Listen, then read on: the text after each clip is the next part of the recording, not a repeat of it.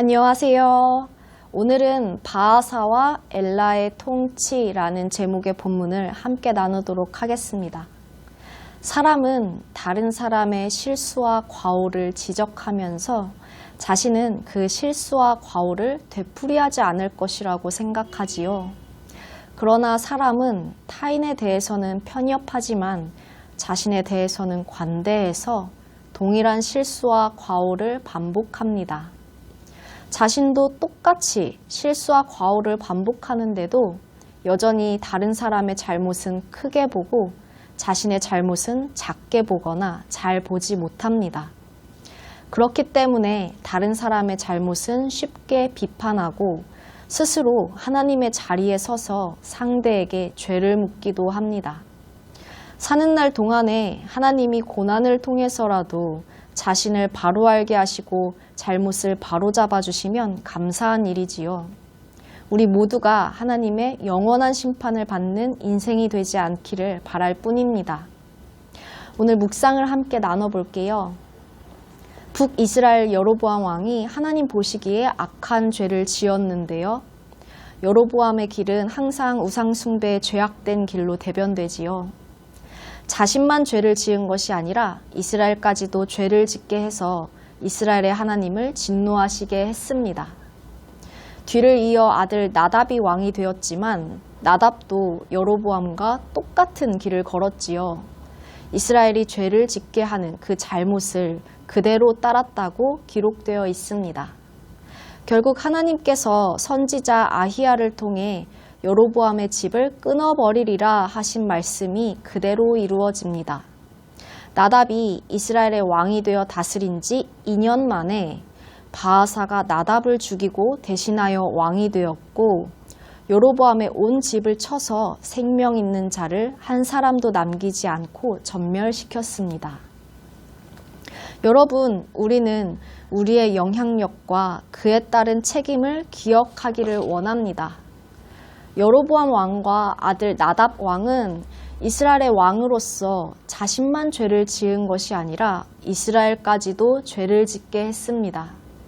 하나님 말씀은 자신이 전념한 죄들과 이스라엘로 하여금 짓게 한 죄들이 하나님을 진노하시게 했다고 기록하고 있습니다.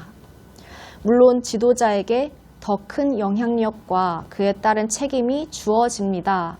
하지만 저는 여러분 한 사람 한 사람 모두에게도 큰 영향력이 주어져 있다고 말씀드리고 싶습니다. 여러분은 자신만 죄를 지을 뿐 아니라 여러분의 죄로 교회 공동체가 죄를 짓게 할 수 있습니다. 여러분은 가족 공동체가 죄를 짓게 할 수 있고 여러분과 함께하는 모든 공동체가 죄를 짓게 할 수 있습니다. 나는 내가 속해 있는 공동체에게 반드시 영향력을 줍니다. 나는 지금 어떤 영향력을 주고 있는 사람인가요?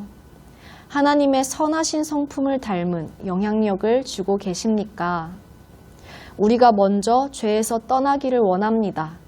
그래서 우리를 통해 공동체가 하나님의 선하신 성품을 드러내는 공동체가 되기를 원합니다. 여러분을 통해 속해 있는 공동체가 그리고 독일교회 공동체가 하나님을 기쁘시게 하는 공동체로 세워지기를 축복합니다. 이제 바하사가 이스라엘의 왕이 되고 바하사와 바하사의 아들 엘라의 통치로 넘어갑니다. 그런데 바하사 왕조를 살펴보시면 어딘가 많이 본 장면이 재현되는 것 같지요? 바하사 왕조가 여로보암 왕조의 길을 똑같이 되풀이합니다. 여로보암 왕조가 어떻게 망하게 되었는지를 직접 보았던 바하사가 또 공의로 심판하시는 하나님의 도구로 사용되었던 바하사가 여로보암 왕조의 길을 똑같이 걷습니다. 이처럼 바하사의 예는 하나님이 그 사람을 하나님의 도구로 사용하셨다고 해서 그 사람이 하나님의 인정을 받는 것은 아닐 수 있다는 것을 알려주지요. 하나님은 악인도 사용하시는 분이신 것입니다. 하나님은 티끌처럼 보잘것없던 바하사를 들어 이스라엘의 왕으로 삼으셨지만 바하사가 여로보암 왕조와 똑같이 하나님과 멀어지는 죄의 길로 행하며 이스라엘이 같은 죄에 빠지도록 범죄하게 했기 때문에 하나님을 진노하시게 했다고 말씀하십니다. 하나님은 바하사에게도 선지자 예후를 통해 여로보암과 똑같은 심판을 선언을 하셨습니다. 여러분, 우리는 누군가의 잘못을 비판하고 판단하는 자리를 조심하기를 원합니다. 바하사의 예처럼 우리가 누군가의 잘못을 비판하고 판단하는 자리에 있다고 해서 내가 자동적으로 하나님께 인정을 받는 사람이 되는 것은 아닙니다. 우리는 모두가 똑같이 보잘것없는 사람입니다. 보잘것없는 나를 하나님이 세워주신 것입니다. 우리는 모두 하나님을 알기 전에는 하나님을 대적하는 사람이었고 하나님을 알고 나서도 부끄러운 죄의 본성이 남아있는 사람입니다. 그런 우리를 하나님은 독생자이신 예수 그리스도로 용서하셨고 은혜로 우리를 하나님의 도구로 사용하시는 것입니다. 우리는 현재 흘러가는 역사 안에서 하나님께 사용되었던 악인으로 남지 않아야 할 것입니다. 하나님의 도구로 사용되는 하나님의 사람이 되어야 할 것입니다.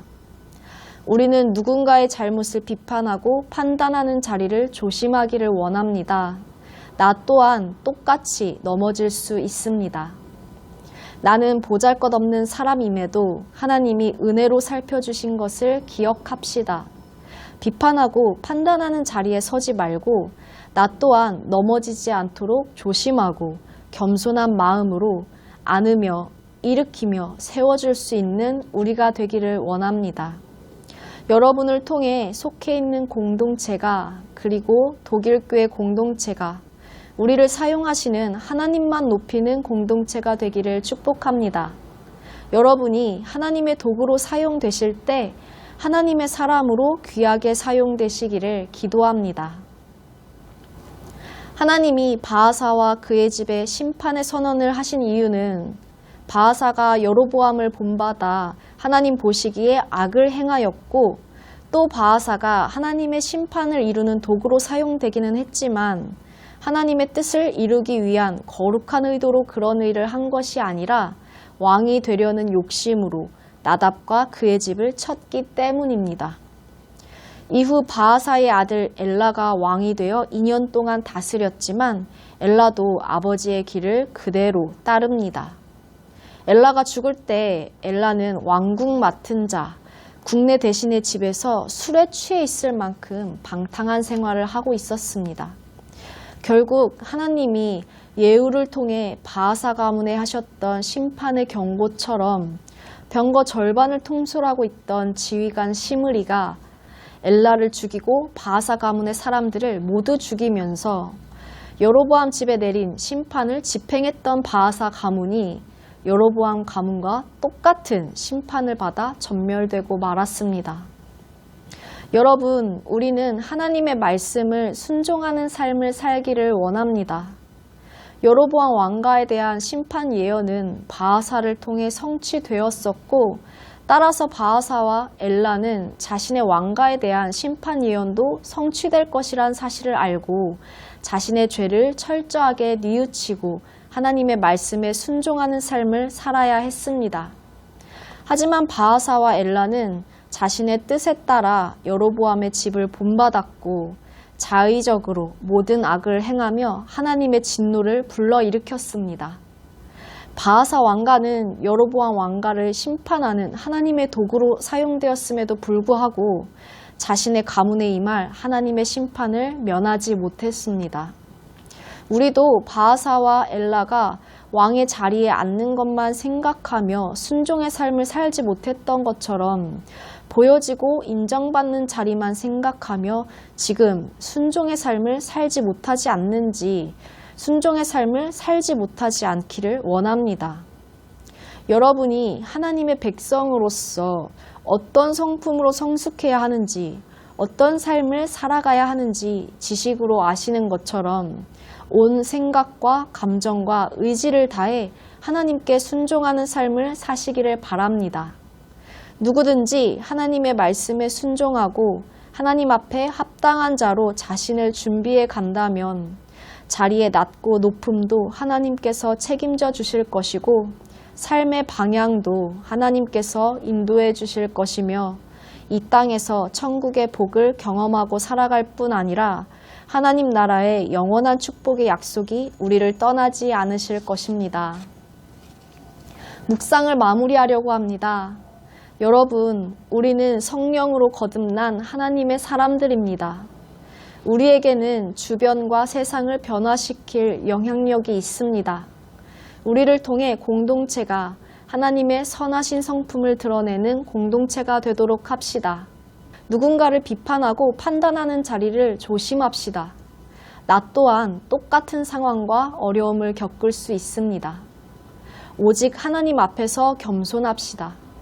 내가 하나님 말씀에 순종하는 삶을 살도록 더 힘씁시다. 온 생각과 감정과 의지를 다해 하나님께 순종하는 삶을 살기를 기도합시다. 그래서 우리의 모든 삶을 이끄시고 책임지시는 하나님을 경험하는 복된 삶이 되시기를 주님의 이름으로 축복합니다. 감사합니다.